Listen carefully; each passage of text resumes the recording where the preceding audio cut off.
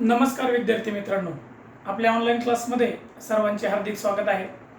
आज आपण मराठी व्याकरणातील क्रियापदावर आधारित एक महत्त्वपूर्ण घटक म्हणजे काळ कशाला म्हणायचं आणि काळाचे प्रकार कोणकोणते आहेत आणि त्या काळाचे पुन्हा उपप्रकार सुद्धा आहेत ते आपल्याला शिकायचे। तर बघा, काळ म्हणजे वेळ आणि हे वेळ मागे घडून गेलेली असते, सध्याची वेळ असते आणि पुढे येणारी असते। मागे जी वेळ घडून गेलेली आहे तो काळ म्हणजे भूतकाळ असतो।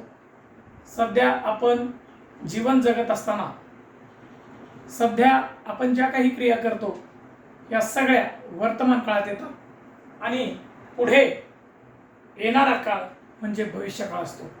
भूतकाळ मागील काळ, वर्तमान काळ सध्याचा काळ आणि भविष्यकाळ येणारा काळ असतो। आणि हा काळ आपल्याला क्रियापदावरून ओळखता येतो। काळाचा प्रकार आपल्याला क्रियापदावरून ओळखता येतो।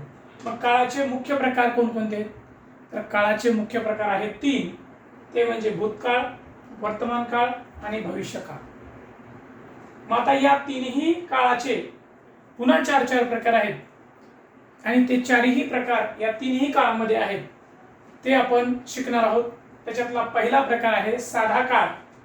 तो साधा भूतकाळ, साधा भविष्यकाळ आणि साधा वर्तमान काळ आणि साधा भविष्यकाळ असे तिघाचे हे पहिले एक प्रकार आज आपण शिकणार आहोत। बघा, साधा भूतकाळाचं एक वाक्य आहे, मी पुस्तक वाचले, म्हणजे मागच्या काळात वाचले, म्हणजे तो साधा भूतकाळ आहे।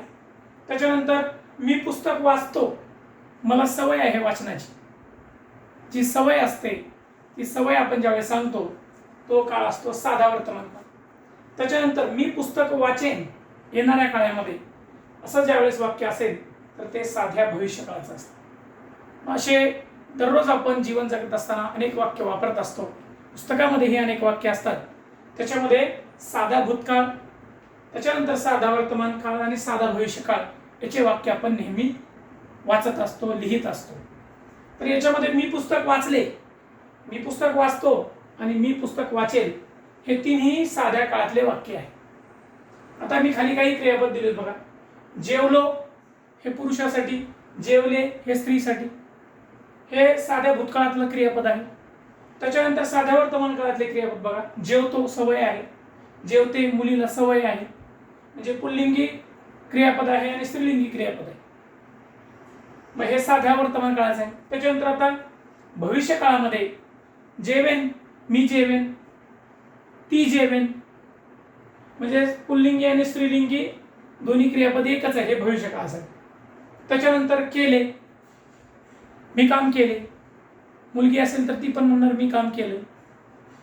आता साध्या वर्तमान काळामध्ये बघा, मी काम करतो, मला कामाची सवय आहे, मुलगी असेल तर मी काम करते, आणि भविष्य काळामध्ये मी काम करेन, म्हणजे केले साधा भूतकाळ, करतो करते साधा वर्तमान काळ, करेन साधा भविष्यकाळ।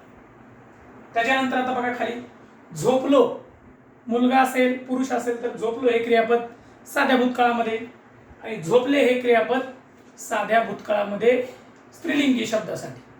त्याच्यानंतर झोपतो पुल्लिंगी, झोपते स्त्रीलिंगी आणि काळ कोणता साधा वर्तमान काळ। आता साध्या भविष्य काळामध्ये बघा झोपे। तर अशा प्रकारे काळाचे मुख्य 3 प्रकार आहेत, भूतकाळ, वर्तमान काळ आणि भविष्य काळ। आणि त्याचा एक प्रकार आज आपण शिकला, तो म्हणजे भूतकाळाचा साधा भूतकाळ, वर्तमान काळाचा साधा वर्तमान काळ आणि भविष्य काळाचा साधा भविष्य काळ। तर हे प्रकार शिकत असताना आपल्याला तिन्ही प्रकारामध्ये सारखे प्रकार आहेत पण क्रियापदामध्ये बदल आहे। उद्या आपण अपूर्ण भूतकाळ, अपूर्ण वर्तमान काळ आणि अपूर्ण भविष्य काळ हा काळाचा पुढचा प्रकार शिकणार आहोत। तिन्ही काळामधला दुसरा प्रकार, त्याच्यानंतर पुन्हा पूर्ण काळ आहे, त्याच्यानंतर रीती काळ आहे। तर आज आपण साधा काळ शिकलो आणि साध्या काळामधले क्रियापद कोणते असतात, वाक्य कसे असतात हे आपण शिकलो। तुम्ही माझा व्हिडिओ शेवटपर्यंत बघितला त्याबद्दल धन्यवाद।